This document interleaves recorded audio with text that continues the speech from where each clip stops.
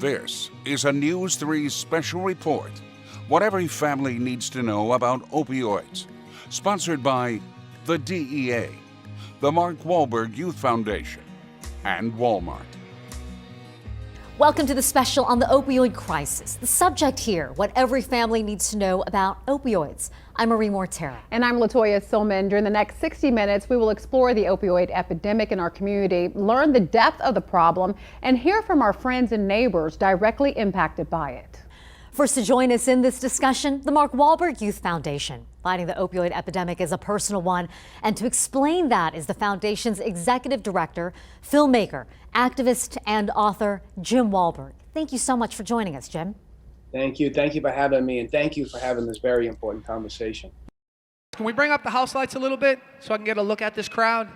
If you lost somebody to this epidemic, please do me a favor and stand up. About half the building is standing up. There's over 5,000 kids here, and half the building is standing up. Last year, we lost over 70,000 Americans to overdose death. When I say 70,000, a huge portion of that are kids high school age. Addiction took everything from me.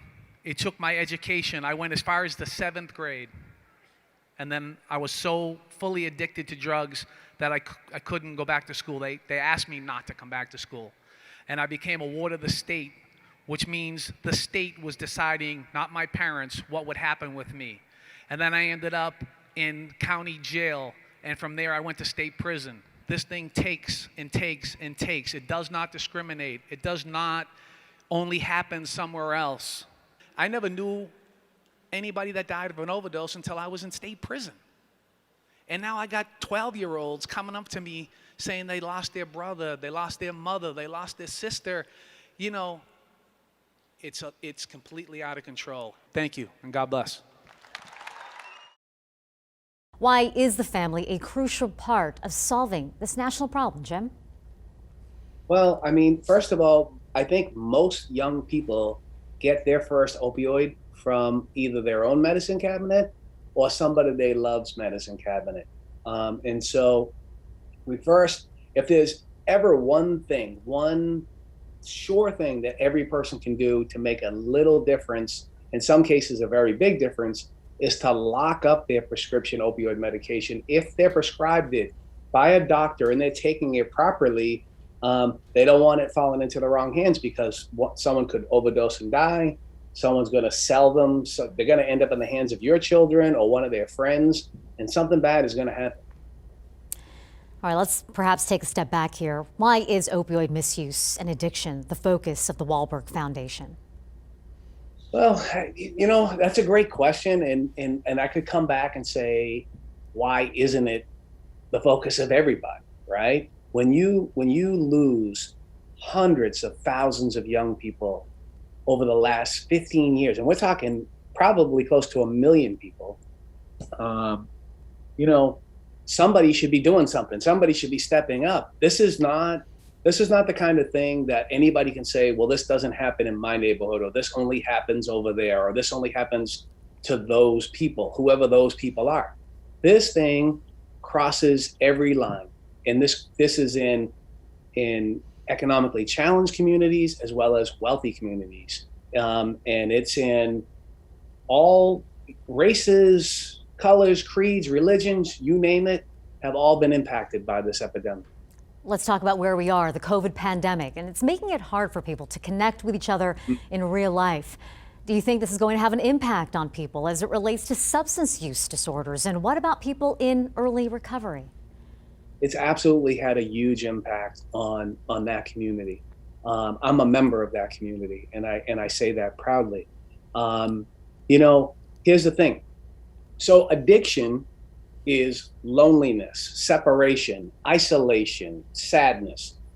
Recovery is connection, love, friendship, brotherhood, sisterhood.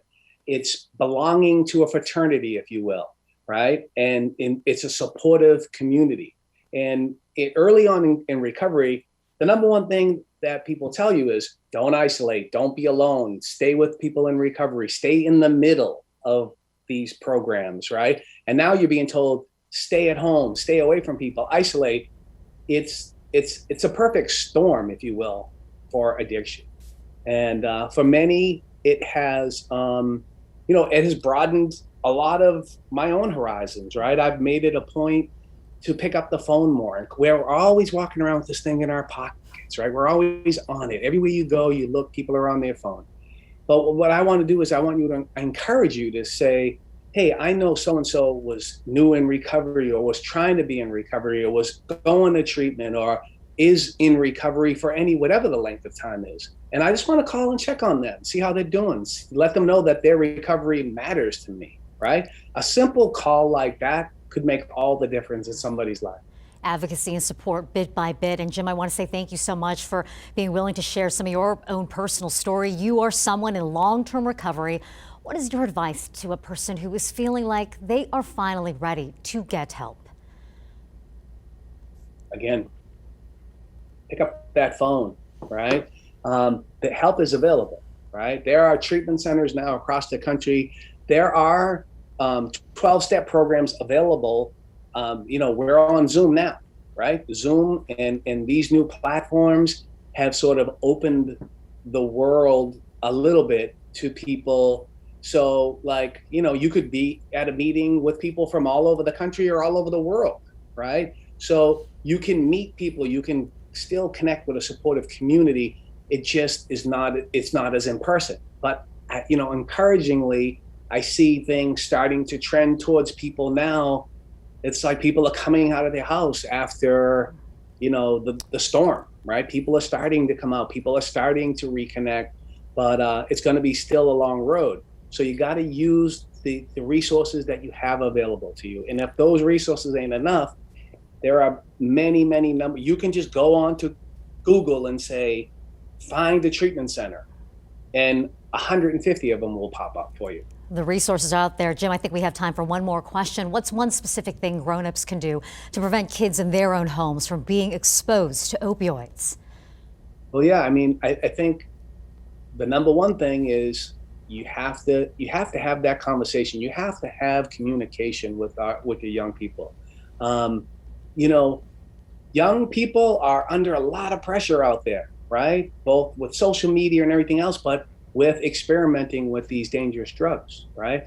When I was a kid, people started with, there was a more sort of traditional, if you will, path to trouble with substances, right? It started with cigarettes and it progressed. Now young people are starting with the most dangerous drugs known to man. They start there. And if this is a progressive illness, where do you go from there? Where do you go from the most dangerous drugs? So you need to have the conversation. You need to talk to your kids, and you need to talk to everybody's kids. Even if they're not your kids, we should be warning young people about the dangers. And also we need to warn them that just because somebody has a white lab jacket on and a stethoscope on doesn't always mean that they're our friend. Now, I'm not saying that doctors are bad people. That's not what I'm saying. Their job is to take away your pain. And if they think that that particular drug is going to take away your pain, it's a pretty good chance they're going to prescribe it to you. And if, this is the most addictive substance known to man. Jim Wahlberg, you are an important part. It's dangerous. Yes, and Jim Wahlberg, you are an important part of this powerful conversation, a conversation that we hope will save lives. Thank you so much for joining us here. Again, I want to thank you, and I want to thank your community and your channel and your station for having the courage to have this conversation in prime time, because people are in dire straits, and if we open up these conversations, we chip away at the stigma, and maybe somebody will ask for help. Jim, thank you, and stay well. Thank you. Now we'd like to introduce Jessica Johnson, Senior Health Educator with the Southern Nevada Health District. Thank you so much for joining us, Jessica. So glad to be here. Thank you for having me. No problem. Well, this is a very important issue, but a lot of people may not even realize exactly what opioids are, or if there are even different types. Can you explain? Sure thing. So opioids are a class of drugs used to reduce pain. This class of drugs includes illegal drugs like heroin, synthetic opioids like fentanyl, and pain medications available legally by prescription like oxycodone, codeine, morphine, and many others. There are different levels of purity and potencies of these opioids, but as far as your brain is concerned, they all register as the same thing. Right, and you mentioned some that people can get from their doctor, and for that reason, that may be one of the reasons why people run into dangers with them. What is exactly the risk of misusing opioids? Taking opioids not as prescribed or particularly in combination with other substances is dangerous. Misusing opioids can increase someone's risk for overdose death, and it's important for listeners to know that this risk increases when opioids are mixed with other depressant drugs, particularly alcohol and benzodiazepines. Together, these can slow your heart rate, make it difficult to breathe, and can lead to overdose death. And why are they so addictive in the first place? That's another really important question for listeners to know. So, opioids numb pain. They numb all kinds of pain, physical pain, emotional pain, and others. They mimic chemicals found in our brains, like dopamine, and they hijack these reward pathways from our body's natural processes. And that can lead someone to become dependent on those substances rather than on their body's own system. All right, so can you go ahead and tell us, is there anything that you think the community should know to better help those who may be suffering with an addiction? There are many things that folks can do. I'll name 3 here to get started. So first, if you have unused medication in your cabinet at home, we encourage you to dispose of it safely through either the DEA Take Back Day or through one of the many medication drop boxes in our community. Those are located at select pharmacies and at metro area commands. Additionally, you can be trained to carry naloxone, the opioid overdose reversal medication. And if you witness an overdose, respond to that overdose by calling 911 and administering naloxone. There are laws in place to protect people who call. And third, to understand the process of addiction as a disease, to know that it's not a moral failing or a crime. We encourage the people that you love to seek evidence-based treatment and know that recovery is possible. There is hope. All right, there is hope. That is a good way to end it. Thank you so much, Jessica Johnson from the Health District. Thank you. What every family needs to know about opioids, News 3 special report will return in a moment. In America, freedom comes at a hefty price. Every day, men and women of the United States military risk their lives in service to our country, and some make the ultimate sacrifice.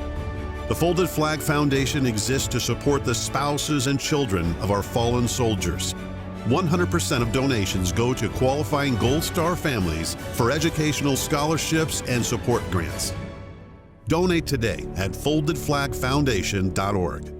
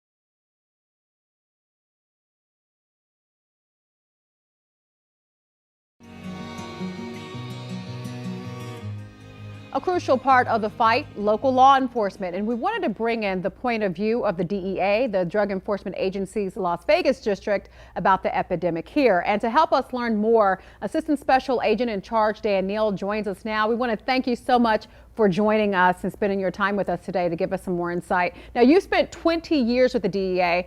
How has the fight changed over the years, and what does that fight look like in Las Vegas today? Well, it has changed quite a bit. I mean, back in the early times when I was a young agent, we were battling, cocaine and methamphetamine on the streets. Now it's changed into more of a prescription pills fight and methamphetamine fight here in Las Vegas. And, the last couple of weeks to months, we've seized records amounts of both. So we're very busy here in Las Vegas. And how does that change the fight against it, especially when you're talking about something that people can get legally from their doctor in many cases? Well, I tell you what, it's changed in the sense that you're seeing more of DEA agents like myself going out and speaking to the public, speaking to the news teams and saying, hey, listen, we can try to arrest people for doing what they're doing wrong, but it's going to take more than that. It's going to take every single one of us talking about this problem, getting the word out. Talking to our friends, talking to our neighbors, talking to local press about that. And I think that's what's changed. You're seeing more and more of DEA out in front talking about this issue and wanting to have conversations about it.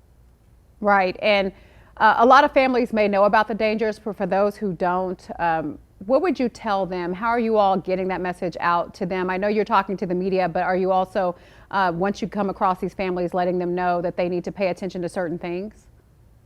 Yeah, what we're doing is that we've done a lot of programs recently. We've done the Opioid Youth Summit that we do every year at the Venetian. We're talking to kids, right? Because I can just tell you, there has been an incredible amount of increase of kids ages, 0 to 18 of overdosing on drugs. And so we're getting that word out. We're working with Clark County School District, having these opioid summits, talking to kids in high schools to try to prevent that from happening. In addition to that, we've teamed up with Victoria's Voice Foundation, the Raiders, UFC, Smith's Grocery Store, and it's really a whole of community effort to get the word out and start having these conversations. Because again, I think in the past, we didn't talk about it.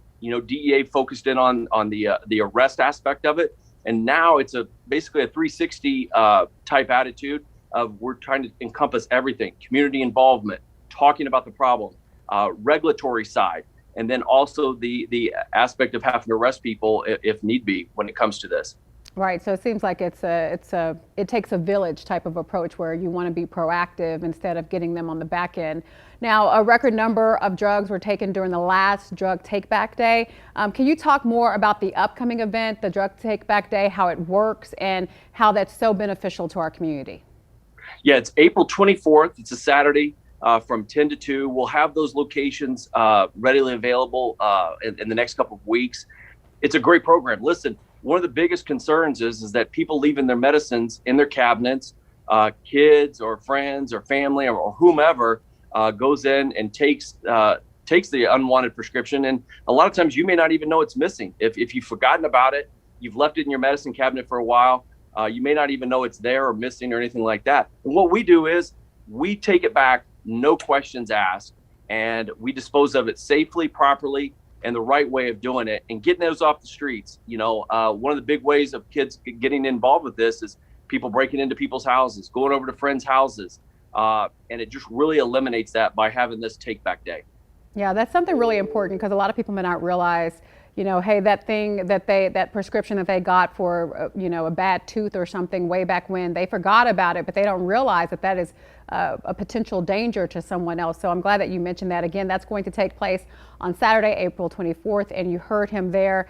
No questions asked. You can drop off your drugs and help our community be safer. We want to thank you so much, Assistant Special Agent in Charge Neal, for joining us. Thank you for the work that you're doing to keep families and our community as a whole safe. Thank you. I appreciate it. Thank you for the opportunity. I really appreciate it. Addiction impacts families of all backgrounds. The difference in how you access resources and treatment, however, varies greatly. Joe Engel joins us now, and Joe lost his oldest son to substance misuse. Joe, first of all, my condolences. Thank you so much for being here and sharing your family's story. Well, thanks a lot for having me. I appreciate it. Any opportunity I have to talk about it, I jump at it. Well, the core of this discussion is what every family needs to know about opioids. This may be difficult, but what did you see there at your family home? The signs that something was wrong?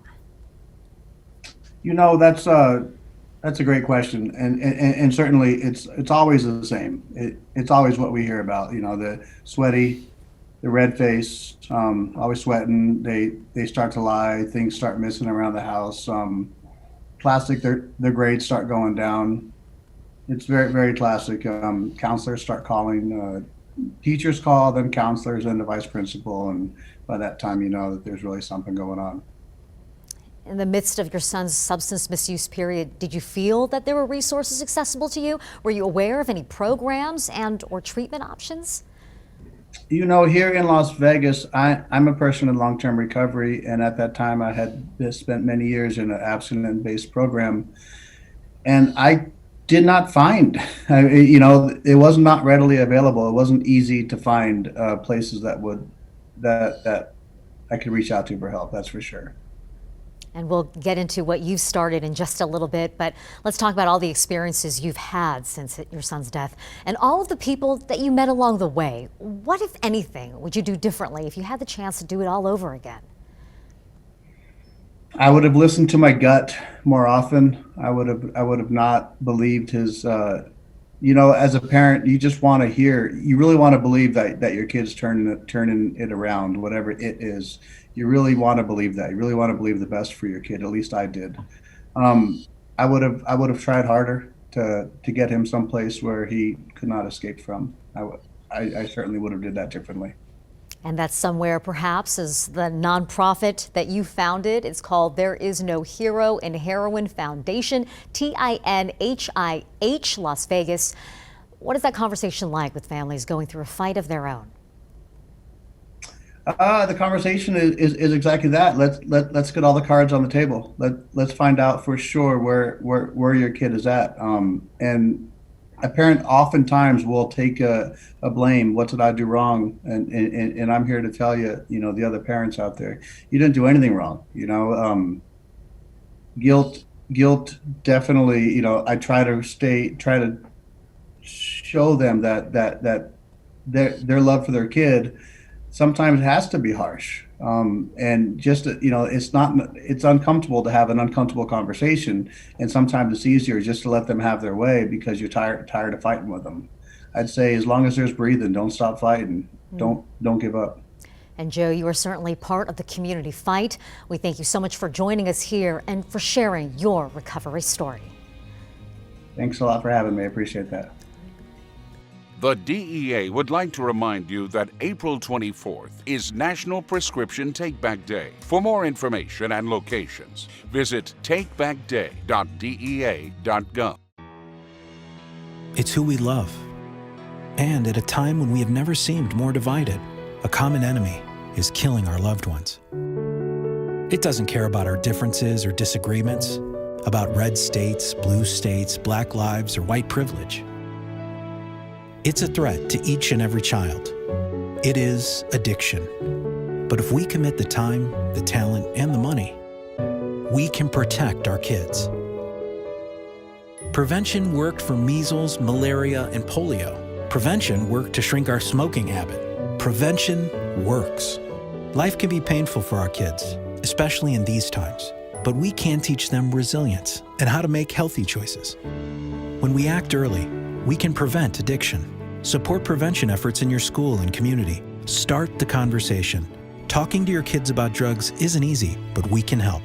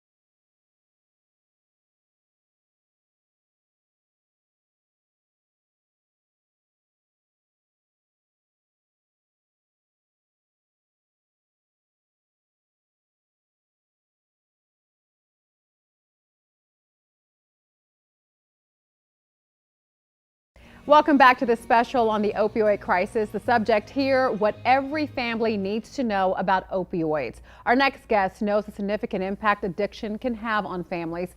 Here to discuss his experience is David Siegel Jr. with the Victoria's Voice Foundation. Thank you so much for joining us, David. I'm sure that this is something that has become somewhat of a passion, is helping families. If you would go ahead and first tell us what it was like with you living in your house when your sister was struggling with substances. Yeah, my sister, she passed away when she was 18 due to a drug overdose. And she was really just a normal, intelligent, vibrant, young girl. And life was just, it was honestly normal. That's the scary part about it, though, because what they've been able to do, the drug addicts, they've been able to hide every fact that they're even doing drugs. I mean, we would, if you were just a family friend and you just came around, you would have no idea. She was super close with, she would really tell all her secrets and all like about her drugs and stuff to her friends. I knew a little bit of it, but it was nothing you really thought was a big deal. So we just kind of went every day, kind of like a normal family, doing what normal people would do. I mean, celebrating holidays together, eating dinner, breakfast, going to school and stuff. I mean, it was just a normal life until one day it just wasn't the same anymore. Wow. And how has that impacted you since? I'm sure that is such a tragic situation to lose someone that was once so close to you, especially a sibling. Yeah, I mean, that's all. It's basically a feeling that you can't really describe. One thing for sure is it's brought my family closer together. We've all definitely been able to open up more and talk about more sensitive topics with each other, especially to both my parents. And so my parents, they started the Victoria's Voice Foundation.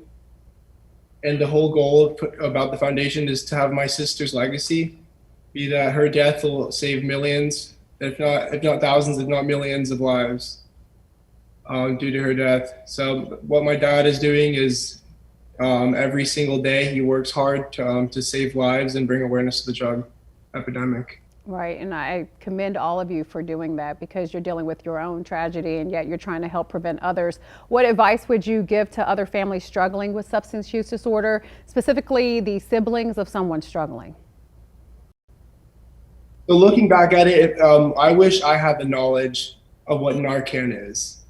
The Narcan, basically, it's a miracle drug.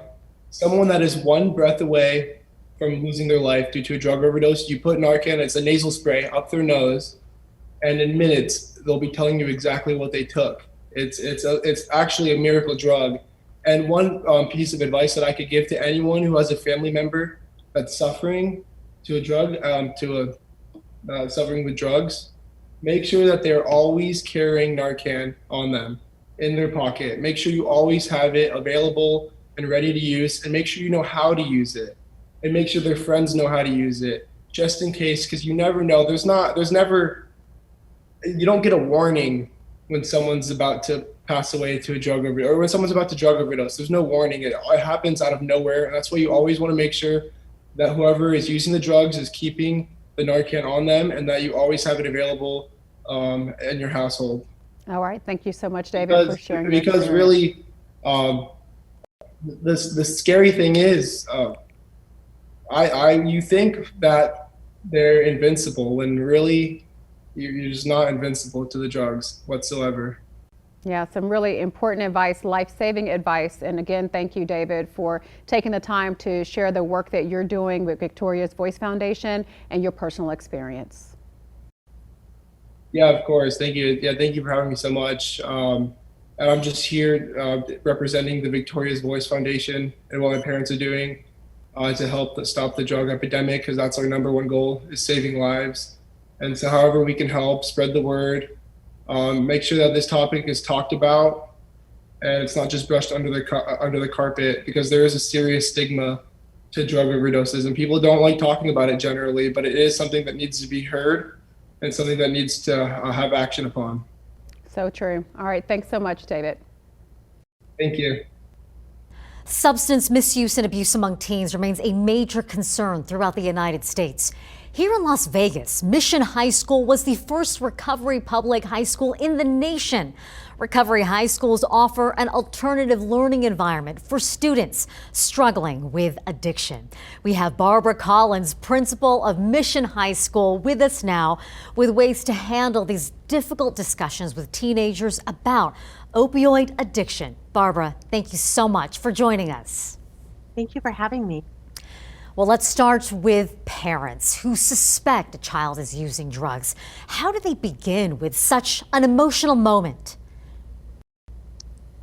So I think that conversation actually starts when they're little, right?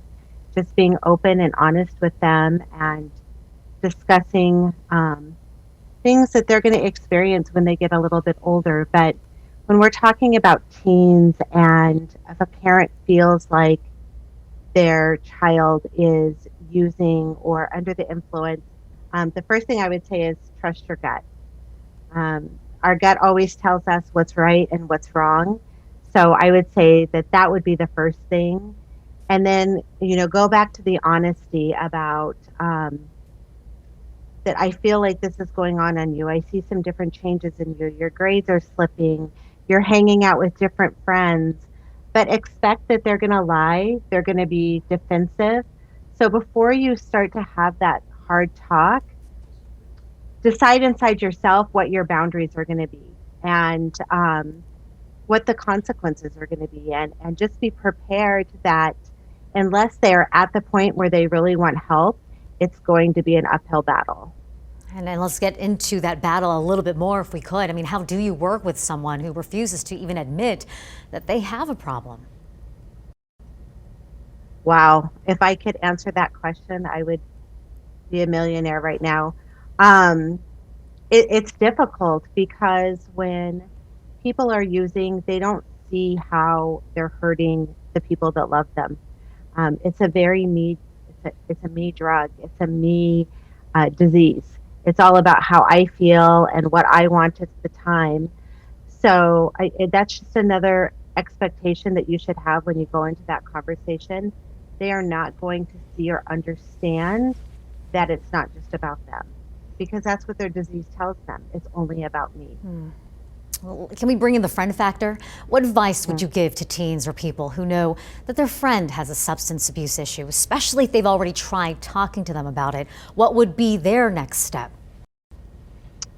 To get an adult involved, an adult that you trust, somebody that has a counselor, your friend's parent, a teacher at school, somebody that you can trust that will help take action with that student. Because the worst thing that we can do is ignore it and pretend that it doesn't exist, because it just gets worse. By the time other people are seeing it, typically students are in pretty deep. And so just get other people involved. You'll probably be afraid, a teen would be afraid to lose a friend, but I would rather lose a friend to me trying to get them help than to lose a friend to addiction. Barbara, for families who are learning about this epidemic for the very first time, what is the appropriate age to start talking about drugs and drug prevention? So I would say start talking to your children when they're young.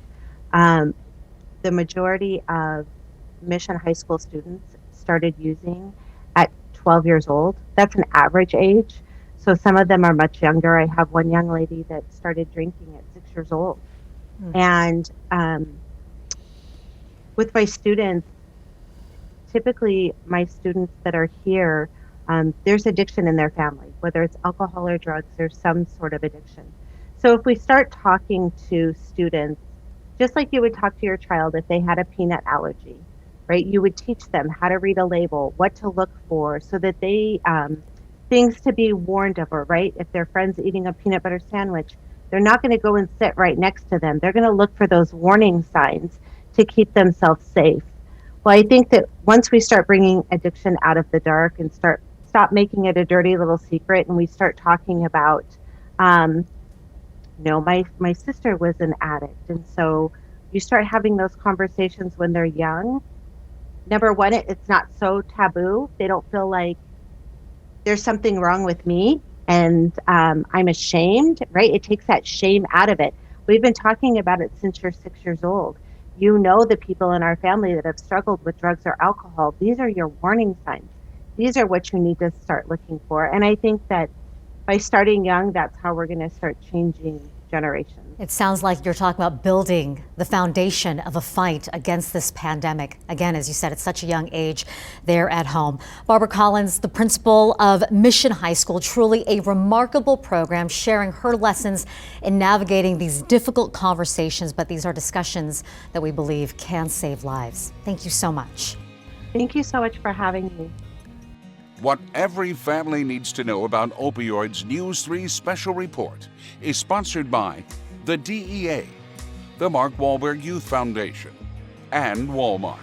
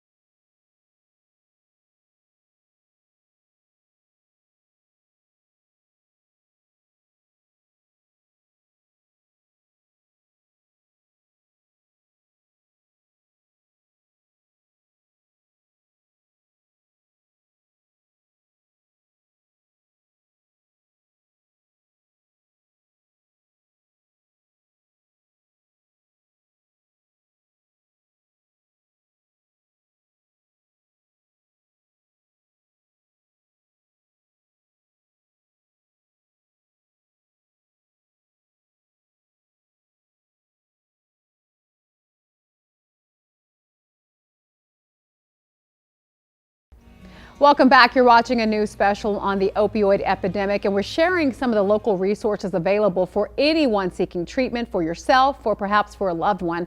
The Prevention, Advocacy, Choices, and Teamwork Coalition provides some valuable resources to prevent substance abuse misuse for all ages. And joining us now is Jamie Ross, Executive Director for the Pact Coalition. Thank you, Jamie, for joining us. Thank you for having me. Yeah, our pleasure. So just off top, looking for treatment options can really be overwhelming for people. Is there one place that people can look for treatment, that they can go and find those treatment options? Absolutely. So if you're here in Nevada, we recommend the local treatment locator website. It is behavioralhealthnv.org. That has every treatment agency in Nevada listed. It talks about what they specialize in, what insurance they take. That is an absolutely amazing website, and it was actually created by the Department of Health and Human Services. Also nationally, if you're looking to get someone access to treatment nationally, if you go to findtreatment.samhsa.gov, that is the national treatment locator. And again, that's another government website because unfortunately if you just Google it, you're going to get a lot of private for-profit agencies that are paying a lot of money to Google to get their search results up first. So if you go to those two websites, that'll give you really unbiased answers to your sorts of questions. Okay, I love it, a one-stop shop. Let's talk about prevention, because obviously that's the main goal. So where can people go to find prevention information, including how to talk to your kids about substance abuse? Absolutely. So we are the Pact Coalition. We're here in Las Vegas. We're a local nonprofit focusing on prevention. So if you go to our website, which is drugfreelasvegas.org, click on all of the links. It has information about agencies that we partner with, agencies that we fund, all of the treatment programs, all of the prevention programs here in Las Vegas, all of the ways you can get involved, as well as information about all of the drugs that you may be interested in, have questions about, and how to talk to any loved ones that you have, any family members about substances if you're concerned. If you just want to get more information, drugfreelasvegas.org. Okay, and we know as we talk about prevention that there's also a way to prevent loss of life, and that's with Narcan. Can you tell us more about where people can get Narcan? How do they actually train to use it, and so forth and so on? Absolutely. So Narcan is an overdose reversal drug. So if you overdose on an opioid, it is a drug that will reverse the overdose. There's 3 ways you can get it. If you are ever prescribed an opioid, you should always ask to get prescribed Narcan as well. Just in case. You can go to any pharmacy in town and they will give it to you, but there might be a cost associated with it. Or if you don't have insurance or you would like it for free, if you go to our website, drugfreelasvegas.org, click on Narcan and fentanyl, it'll show you all of the places you can go. You can also email Southern Nevada Health District at od@snhd.org, and they will get you access. All of those will get you a free training, teach you how to use it, and then send you free doses. And all of that is totally free. All right. And lastly, what can people do if they need immediate help or support? Absolutely. So if someone is in immediate danger, we always want to call 911. But if you need someone to talk to, if you are concerned about a family member, a loved one, if you're concerned about yourself, if you know that life is really hard for a lot of us right now, you can just call the number 800-273-8255 or 800-273-TALK, and that is Crisis Support Centers of Nevada, and they are here local and they will help you. They have access to all of these resources and can connect you to anyone that you need to talk to. All right. And all of these resources that we've talked about, because I know that this is a lot of information, if you go to either our website, drugfreelasvegas.org, or the DEA website, drugfreeisuptome.org, all of this information is in both of those locations. All right, some excellent information and resources. We thank you so much, Jamie Ross, for joining us. We know that this information is going to help someone out there. Thank you. Thank you. What happens when someone's substance use leads to a criminal offense? For families struggling with addiction, having the answers to how the judicial system works may help them better understand their options for legal help and/or treatment options. Joining us now is Judge Cedric Kearns. Thank you so much, Judge, for being here. Oh, thanks for having me. So let's start off with the first question. What is the difference between drug court and criminal court? Well, the drug court, it is basically a criminal court. If you're looking for the difference, I think the difference would be that the drug courts or specialty courts are non-adversarial. In a criminal court, you have the prosecutor doing their job, defense doing their job, and it's adversarial in nature. In our specialty courts, we're all on one team. And so we are all looking for one goal, which is to help the individual get better. And it's non-adversarial. We're all in agreement on what's the best action before we take the bench and we move from there. So a collaboration then? More Yeah, like and that it's kind of basically relationship. based on therapy, and it's therapeutic. It's a lot different than what people's idea of a criminal court really is. Well, you spoke about therapeutic. That brings us to our next question. What does the drug court program consist of? If you could describe length and the requirements of the person in the program. Well, every court is different. For example, my drug court is 2 years long. Other drug courts are a year long. The reason we chose 2 years is because there's studies showing that post-acute withdrawal syndrome can last up to a year and a half. And you have the acute withdrawal, which is the sickness and the chills and all that other stuff. But then the mind and what's going on is the post-acute that can last a long time. So ours is up to 2 years.